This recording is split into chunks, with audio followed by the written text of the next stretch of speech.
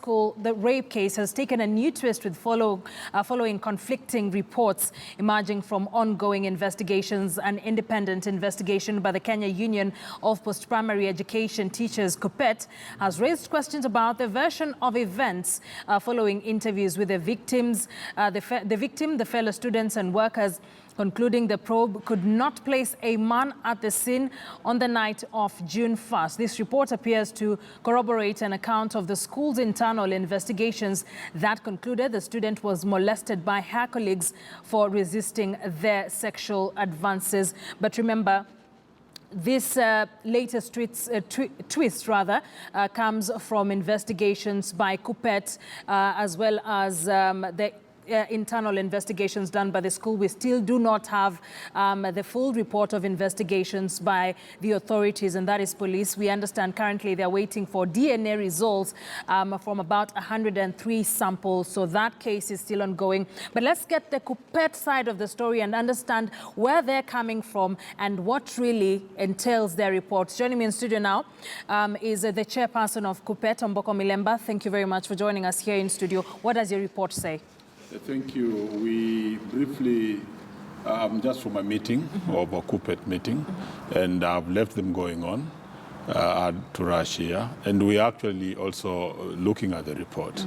We send out a report with humility, a team to try and verify and validate the facts, because when teachers are called upon as people who have cannibalized their own student, it's a very serious matter. So I've come here because, if you remember, it's me who came here during that particular time. Yes. And I volunteered and said that even if it meant that also me taking my DNA, then it should be done. The idea was that we wanted as many teachers as possible to cooperate in these investigations. But alongside the other investigators, we set out an independent group to investigate this matter. It was led by the NEB and the leadership of Nairobi, the Secretary General, who is called Owiti Mbero, and they have come up with a report, and according to them, they noticed that there are missing links. And why we have released ours early is to try and actually tell the government that then now it's time to look at the DNA reports so that we confirm, was it a teacher who really was involved in this? And if it was a teacher, let him be held responsible, let him be interdicted, let him be taken to court, so that the rest of the teachers can live in this country free and sure that they should teach the girls, they should teach the boys, confidently so, as people with integrity. What are these missing links? Many missing links. I'll just highlight a few. We were able to look at, number one, can you access the school? So we were able to verify 3 points where you can access the school. And I want to thank the Standard and the KTN media for highlighting this story. So we were able to identify those areas where you can access the school. One was behind the matron's house, and if you entered through that particular entrance, we would see where you would land and where the action of the rape or intended rape, said rape, took place was far away from it. The other entry was behind the construction of a dormitory that is ongoing, and that dormitory is being built after the other one they had got burnt. There's a loose fence there, but when our investigators went on the ground, they noticed that it was not used because there should have been breakages of leaves and so on and so forth. So then we also saw another entrance which has a wall near it, and the door is permanently closed, and anybody using that one must be somebody who stays in the school, and that's why we are actually saying that the DNA reports will be very important for us. So for us, using those three entrances, we noticed that it was impossible for someone to be there. I also sit in Parliament, and yesterday Parliament was discussing these reports because the parliamentary committee also went there. Of education. And the education committee was also lacking on issues of, there was no report from the guard. The guard who protects these dormitories is a lady, and she never gave any report. That was crucial. So we are really advising that those who are the government investigators should actually interrogate this guard, because she never gave the report. And that made us lose on time to ascertain what's the time when this incident occurred, given that the girls reported at 5. And by 5, when they are reporting, they had just all woken up. Another missing link was the girls involved. 3 girls are involved, and we have identified them. One of them we have called her E2, because she stays in cubicle number 2. Another one is E5, and another one is E7. E2, who was involved in this matter and who seemed to have met the rapist, says yes, she met the rapist, but told the rapist that for her, she was in her periods and could not go for that particular issue, and therefore the rapist let her to go free. She's also very close to E1. And at E1, there's an emergency bell. So we should have expected that this E girl should have rang the bell for emergency. Let me go to E5. E5 also claimed to have met the rapist, but unfortunately she told the rapist that I'm a Muslim and we are fasting, blah, blah, blah, just like you have reported.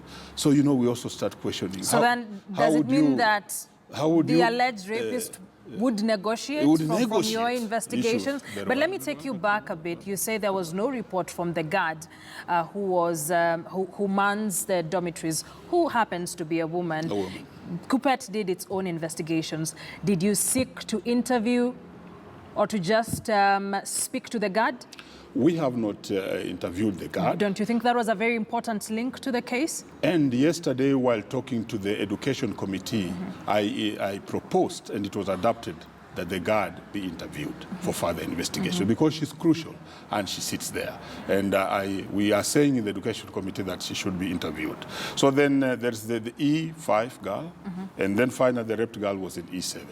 And when you look at the stories, a little bit of missing links. Are you confident that this report by KUPPET has been done well, given what we're just seeing right now? Someone you say is very crucial wasn't interviewed. And why would you decide to, as KUPPET, to release your findings this early when we know that police investigations are still ongoing? We do it early so that it can also inform the police investigations. And we also do it early so that the police investigations can be exacerbated. We also do it early so that if there are any question marks and we have missed out, then we shall be corrected by the police investigation. Because again, in this, we are not defensive. We are supportive. We want the truths to come out, and those truths will be very, very good, because it's very important that we know if it's a teacher was involved or if it was not the teacher was not involved. And if the teacher was involved, we want him identified, we want him punished, we want him taken to. Okay, I want us to speak to one of the parents of the girls at Moi Girls High School in Nairobi, Brian Weke, who's been very actively involved in these cases, and as part of as well the Parents Association. Let's speak to him on phone. A very good afternoon to you, Mr. Weke. Thank you very much for agreeing to speak to us. What do you think about this preliminary report by KUPPET? I think, first of all, thank you very much for this story and for interviewing me. Yes. I think key things. Number one, this is the first time we are hearing of these allegations. I've actually looked at that report. It is moving very quick to conclusions without doing proper investigations.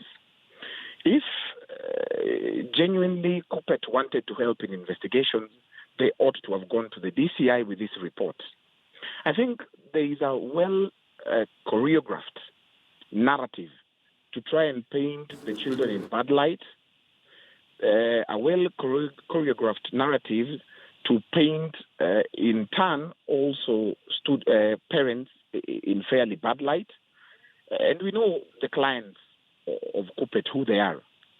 Ideally, KUPPET ought to have gone to the investigative arms of government, as opposed to literally going straight to the media with very flimsy accusations that were never raised during the process of investigations, were never raised during the process of interviewing girls and the guards.